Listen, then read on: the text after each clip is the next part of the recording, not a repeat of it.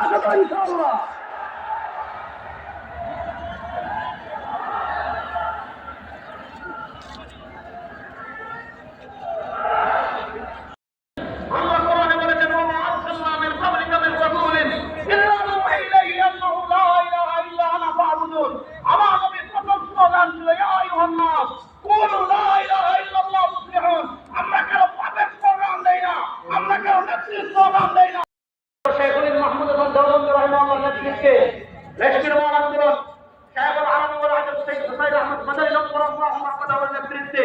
British বিরোধী আন্দোলন, সিপাহী বিপ্লবে যান, আজিম দাদুল্লাহ মহাজির মুক্তিকে পাবেন, সিপাহী বিপ্লবে যান।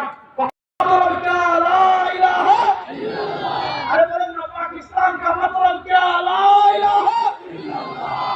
47 স্বাধীনতা লা ইলাহা ইল্লাল্লাহর উপর ভিত্তি করে বলে। অনেকে বলে পিসাব জন্ম নাই কেন জুড়ে বলার কথা বলে, অনেকে বলে মুফতি ফয়জুল করিম কেন জুড়ে বলার কথা বলে, অনেকে বলে মাহমুদুল হক কেন জুড়ে বলার কথা বলে, রেজাউল করিম আবরার কেন জুড়ে বলার কথা বলে।